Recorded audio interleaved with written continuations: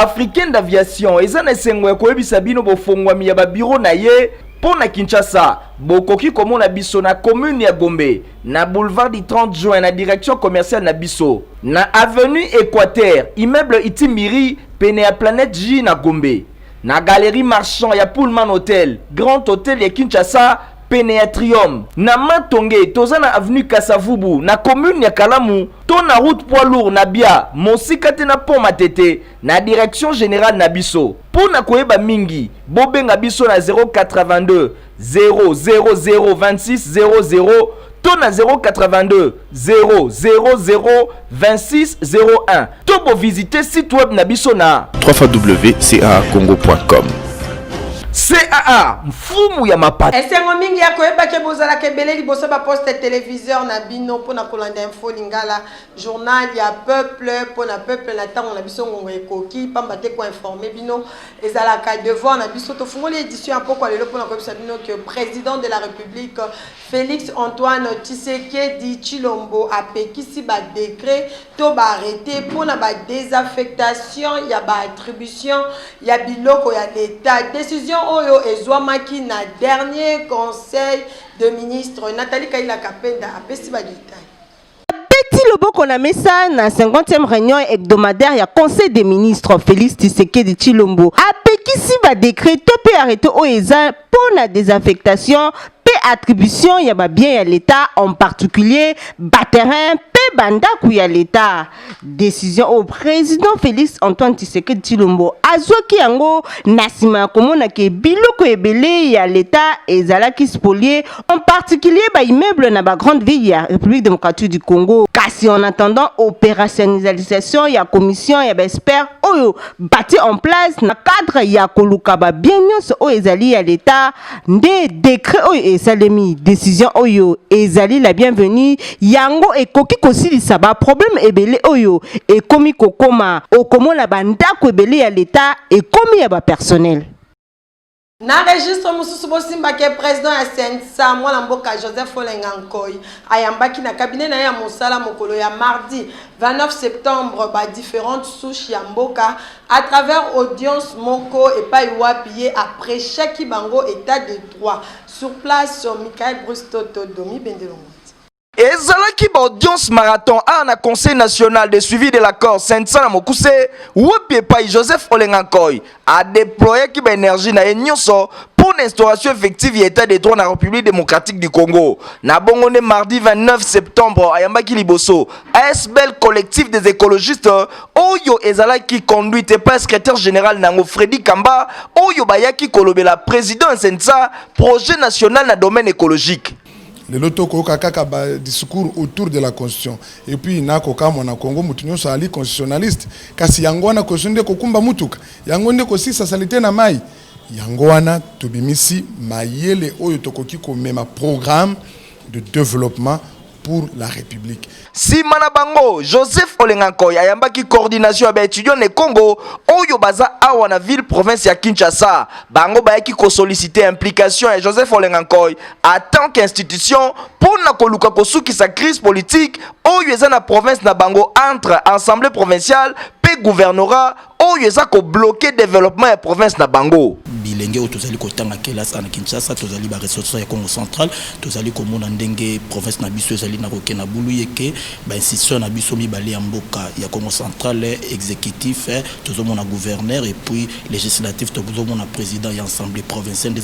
ndenge bazali kondongana ezali ko sala biso pasi parce que institution wana soki ezali koyokana te nyonso pe ekotambola te kotika ba étudiant ne Congo ayambaki bandeko ya dynamique Gilbert Kankonde oyo bayaki kosola na ye pour la sortie officielle ya structure na bango pe basengaki implication effective ya président Sensa. Mokonzi Olenga Nkoy ipoto yebike azali likonzi na politique ya mboka na biso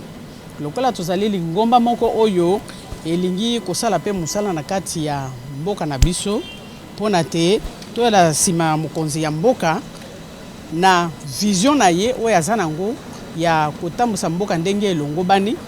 tozali na mwana mboka Gilbert Kankonde neti label na biso tozwi na kati ya ba lieutenant bazali pene na mokonzi ya mboka Joseph Olengakoy asukisaki koyamba na cadre ya audience marathon oyo délégation ya ASBL Alliance des jeunes du Congo oyo bayaki ko féliciter sensa na mosala oyo bazali kosala pona ko faciliter alternance démocratique na sommet à l'état.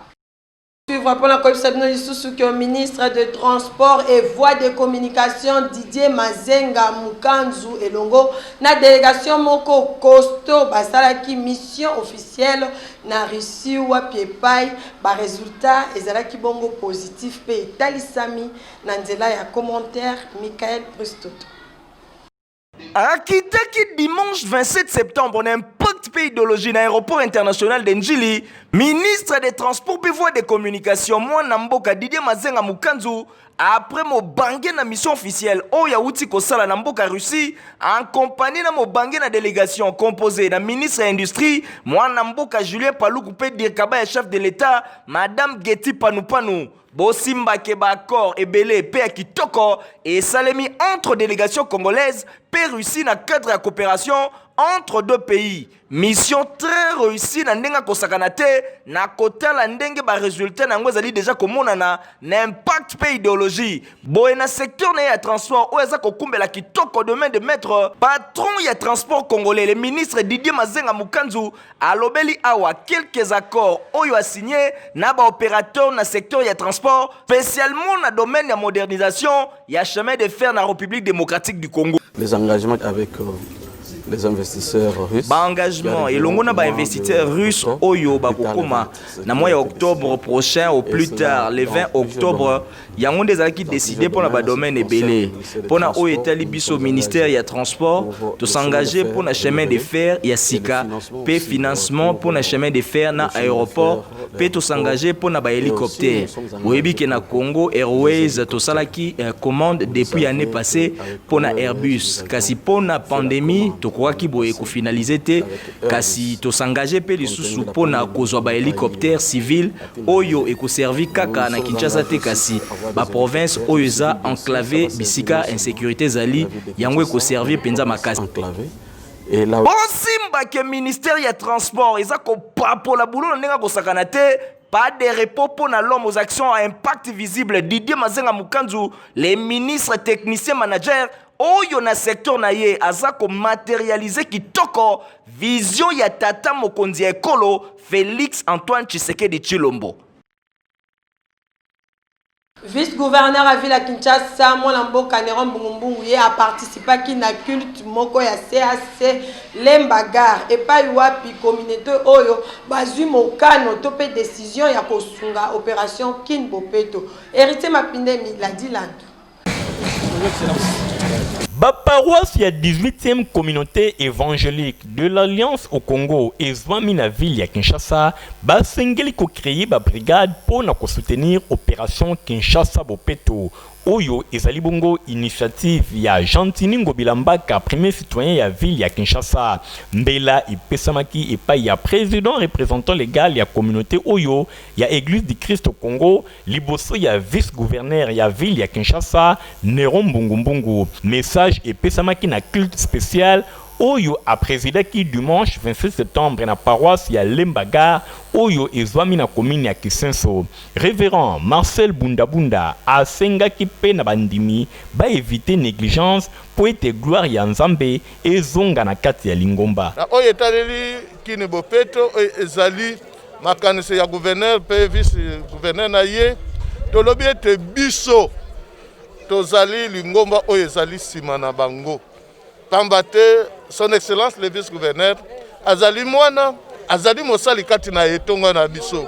baye oyo bakolo ya moto bango nde bamatisaka moto tosengeli kosala bokasi nyonso ete to accompagner bango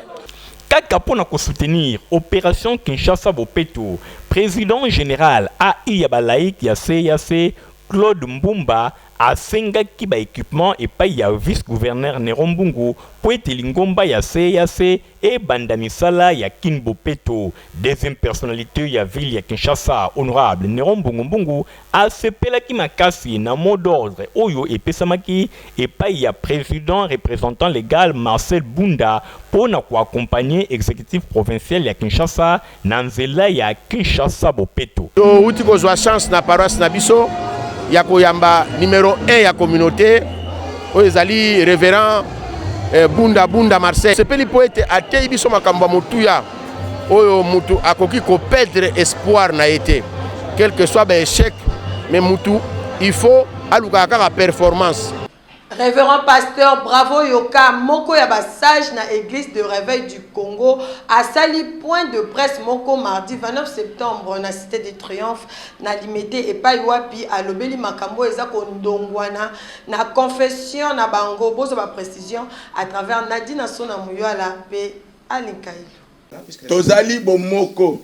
na yebi makambo oyo parce que avant que batanga église du réveil texte nga mutu na komango na point de presse oyo et salemaki na cité de Triomphe na bokambemi ya révérend pasteur Bravo Yoka oyo azali na ngambo ya général Soni Kafuta po na ye atalisi liboso ya bapandisango ke ba irrégularité ya ndenge la ndenge oyo emonani na boponami ya pasteur Dodo Kamba po na ye azali kodute même que groupe oyo ezali ya basali na nzambe po na ye basali complot contre général Soni Kafuta sans koyoka ye ndenge kaka basalaki Jésus Christ liboso ya Barabas. Nyonso wana na complicité ya ministère ya justice oyo baza habilité soko mokete pona kotrancher na makambo etali confession religieuse na bango. Tozali bomoko na yebi makambo oyo parce que avant que batanga église du réveil texte nga mutu na komango na vivre makambo oyo pendant longtemps. Première chose. Deuxièmement, pona nini tokozala 1. Tokozala 1 parce que ba oyo nyonso ba boya kokota basi bazongi baye bazana kati. Tokozala bomoko parce que za obligation na Yesu Kristo. Tokola ba M23. M23 l'air bazalaki na Goma, hein? Bazalaki ezalaki pouvoir oyo ezalaki na Kinshasa te. L'air bande konyonso bazaki des groupes rebelles qui étaient partout. Le pouvoir n'était pas et ils n'avaient pas dit qu'ils pouvaient être les responsables de l'État. Donc M23 bande kwana M23. Pour na révérend pasteur Bravo Yoka, solution ezakaka kokende na sommet ya ba église de réveil pour na commettre fin na situation ya désordre oyo ezali entretenu na ministère ya justice en complicité na ba pasteur misusu oyo babungi nzela parce que po na ye général Soni Kafuta yende azali habilité ya ko engager église du réveil jusqu'à preuve du contraire. Totikalaka la même registre pour la comme Sabino que séminaire ezali koko ba toujours na centre missionnaire d'adoration na Bokambe mi ya pasteur Micho Olenga Nkunga et pas wapi thème na bango ezali les signes de la fin du temps. Michael Brustoto a pesi ba précision et l'on a Benjamin Boulé Mbipé Francis Kanzalo. 9e signe ezalaki bongo la persévérance yangonde ezalaki sous thème oyo ezalaki décortiqué au cours du séminaire où ils allaient constater ma bongo na centre missionnaire d'adoration SEMA où ils allaient diriger bongo et pas à l'homme de Dieu les révérends pasteurs Micho Lengankunga. Selon l'homme de Dieu les révérends pasteurs Micho Lenga après ça qui bana na Nzambe mokande à Matthieu chapitre 24 verset 12 à 13 et sengeli ko retenir que persévérance ils allaient moko ya ba valeur o bana na Nzambe bazali ko bungisa talatina na tango ya suka ba condition pour na kozala sauver et kozala bongo très difficile et sengeli ko yeba ke Nzambe azali ko récompenser tene bandeli kasi na suka c'est-à-dire na sima ya kozala persévérer. L'homme de Dieu abakisaki lisusu na kote yake biso bana na Nzambe et sengeli to comprendre que nzela na Nzambe ezali kaka ba rose te kasi ezali nzela moko ya ba combat. Soki Jésus Christ ye moko azalaki na souffrance boni biso peto leka na nzela wana te. Et sengeli toyeba ke serviteur azali le plus grand maître te koleka maître na ye. Kasi Bible ezali kotalisa biso ke persévérance na biso yangonde eko sauver ba âme oyo tozali. Kasi constant moko ezali très médiocre ba chrétien ebele lelo pona manque ya persévérance foi na bango ekomi abandonné alors que persévérance ezali moko ya ba vertu pamba te kozanga persévérance salut et kozala possible te appel ezali lancé na bana na nzambe nyonso ba o baza intéressé que dimanche le 4 octobre 2020, centre missionnaire d'adoration, où ezali bongo dirigé et pas à l'homme de Dieu, les révérends pasteur Michel Lingankunga, bakozala bongo na cérémonie ya Sainte Seine, c'est-à-dire Kolia et Lambo. Ba programme ezali kokoba toujours na centre missionnaire d'adoration, na mobange na séminaire na bango, où ezali bongo na thème le signe de la fin du temps. Chaque mercredi et vendredi, culte d'enseignement où ezali kobanda bongo à partir ya 17h juste, ti na 19h30. Pe mokole dimanche de 9h juste à 12h juste, culte d'adoration. Adresse ezali bongo avenue Kimbangu, numéro 2 quartier Sebo, commune ya Mongafula. Appel ezali lancé et pa ya bana na nzambe nyonso baya koyoka liloba na nzambe pour que ba âme na bango ezala sauvé pamba te tango ya suka e bandi déjà kobelema. Quand on a indication pour la côté Sabino que ma inscription et si banda qui na ité mat ndolo pour na bana nyonso balingi kotanga na ba condition moko ya kitoko pe koyeko la technique Nathalie Kaila Kapenda Michael Bruce Toto Stéphane Skandi.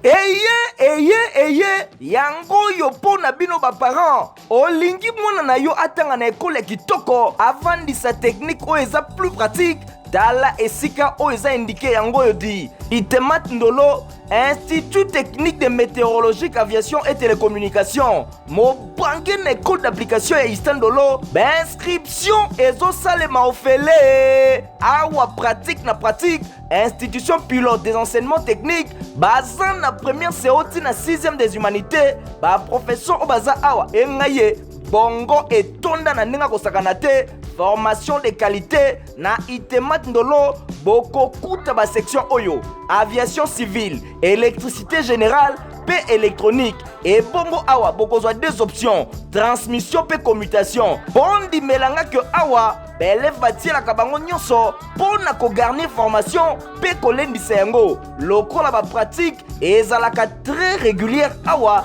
bazana ba atelier pe balabo pona ko joindre formation na pratique bopesa biso confiance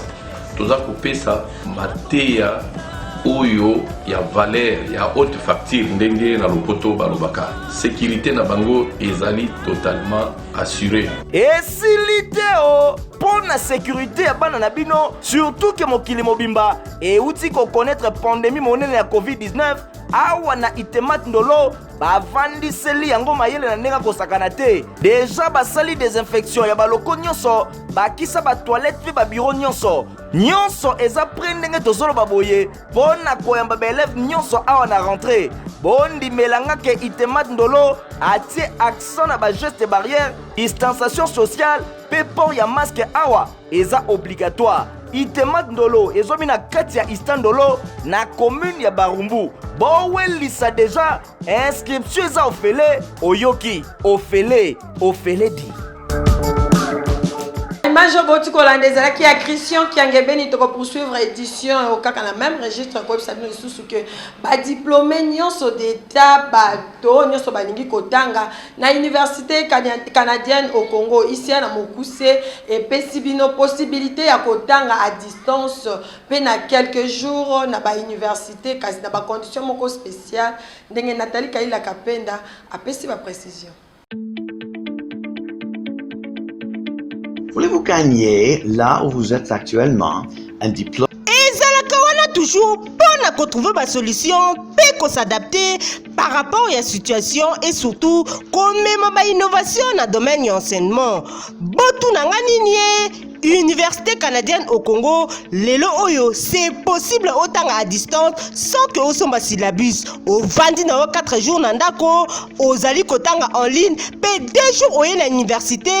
pona ko télécharger. Ah oui, c'est possible. Yoka lisusu sans bourse d'études mobimba, il y a $250 pona pona son premier étudiant oyo bakoya déjà kokomisa. Yoka diplôme MBA yango eza na 12 mois, micro MBA na 3 mois, prime MBA na 6 mois. Programme ya semaine etikali kaka 4 jours ya semaine na ndako oza kolandela masolo en ligne pe 2 jours oye na université na UCA juste pour télécharger yango gratuitement. Là où vous êtes actuellement, un diplôme américain Master of Business Administration, sans le faire chez vous, en ligne, sans vous déplacer, au coût moins que toute alternative. Tala, papa maman ndeko, ezali ya ko raté na Université canadienne au Congo, na système ya LMD veut dire au sala kaka 3 ans. Ozwi diplôme ya universitaire na licence. Awa, eza lokola ba université mosusu te basalaka 5 ans.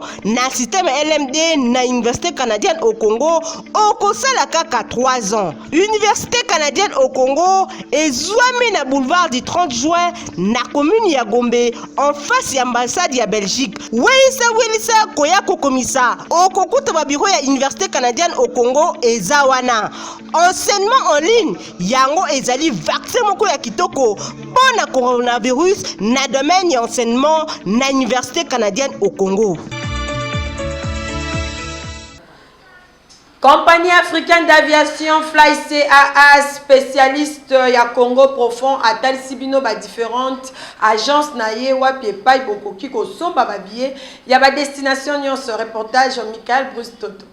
Fly CAA, compagnie africaine d'aviation, amemeli bino zamba ya ba destination oyo bokoki ko voyager n'étendu mobimba ya RDC, Bozana Kinshasa, Lubumbashi, Goma, Mbujimai, Kananga, Mbandaka, Kalemi, Bukavu, Beni, Bunia pe Kisangani. Pona bino nyonso bolingi ko voyager na ba destination oyo, CAA apesi bino possibilité wana à travers Ruenze ya ba fréquence pour bo voyager na tranquillité. Bakisa ba condition de voyage hors du commun. Loko la Lubumbashi 5 fois mokoka na semaine, Goma 4 fois na semaine, Mbujimai 5 fois na semaine, Pembandaka 2 fois par semaine.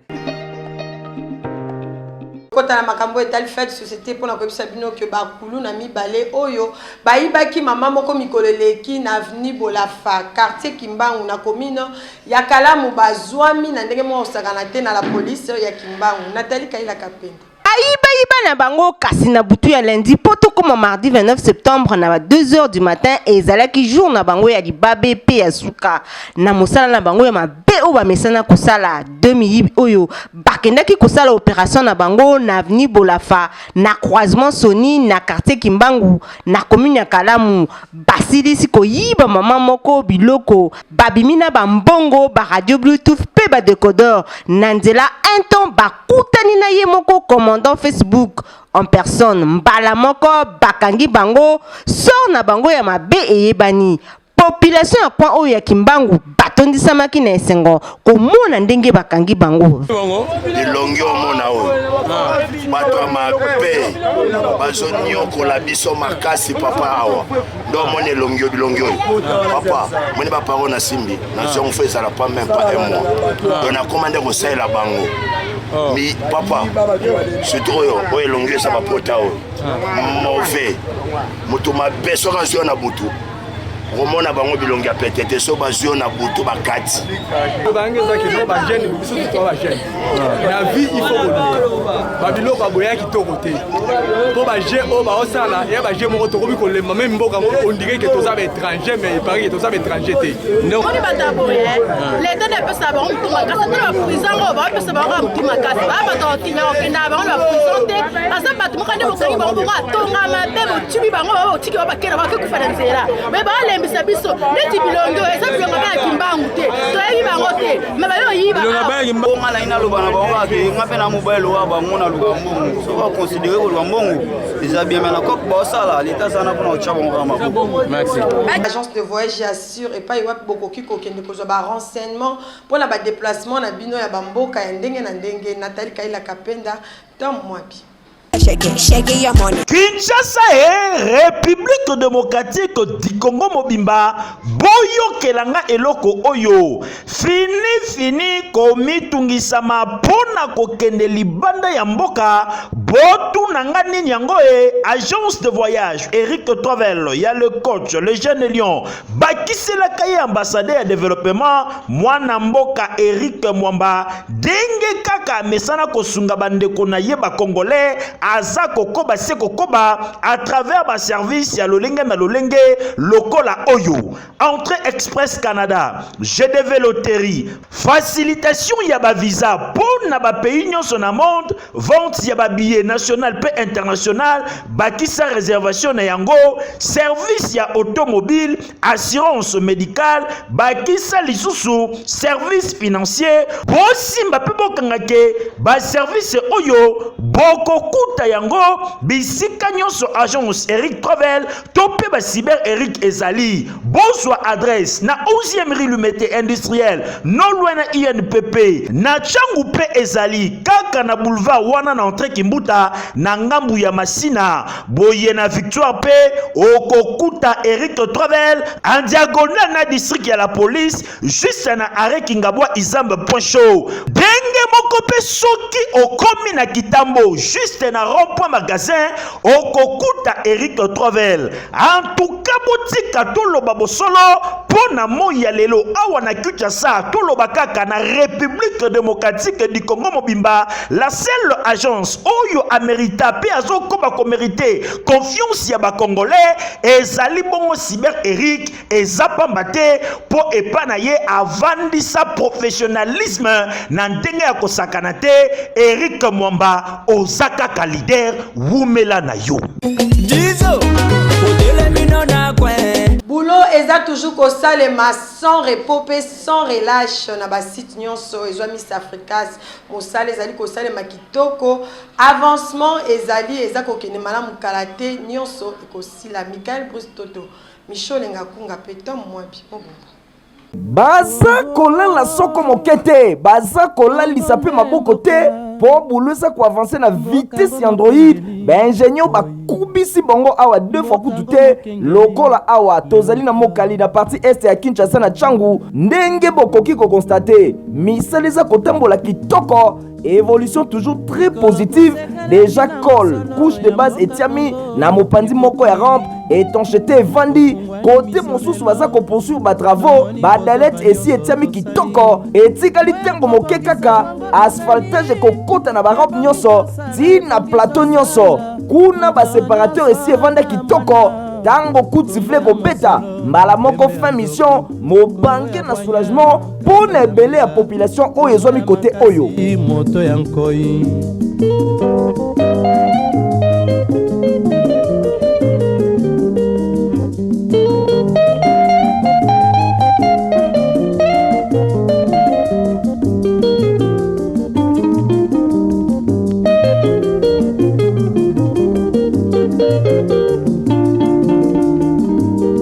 mikolo tosekanaki na mosolo ya mboka Kongo ekoki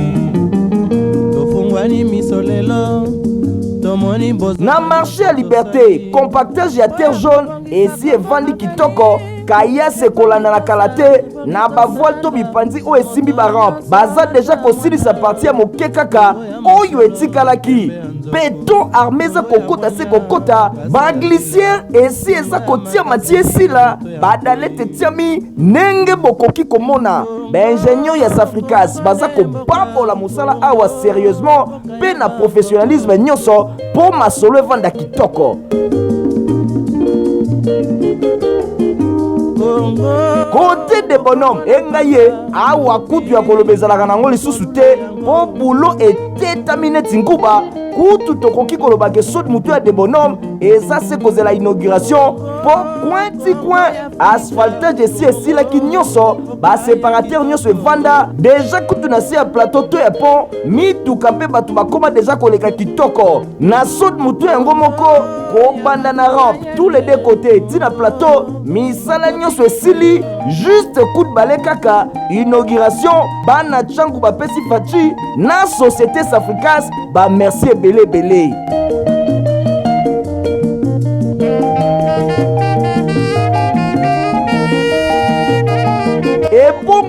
toyaki awa na RTNC bondimelanga ke malgré kokoso baingénieur bakutanaki nango awa kasi balobisi professionnalisme côté IPC déjà misala ya avancé décoffrage ya bavoile esalemi baza kosala remblayage mpona kopermettre kayase kota. Ensuite na ngambo ya IEC ndenge bokoki komona beton armé vandi parti moko côté oyo mabende eza kokota na ndenge ya nyama mpona kovandisa beton armé yango ekolanda mambala moko na remblayage bavoile esi esili une bonne partie ebongo na plateau wana kutu nyonso esi esili etikali mikolo ezali koya batia baséparateur étanchété mpe goudron mbala moko histoire esili.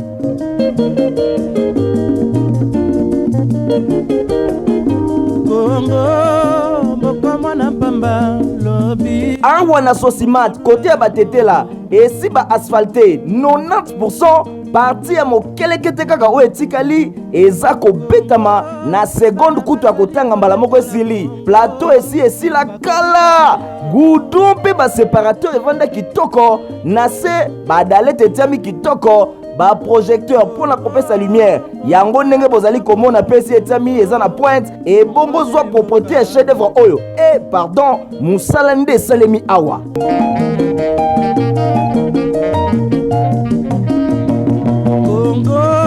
Kongo nde mboka Kongo mboka ya mankoko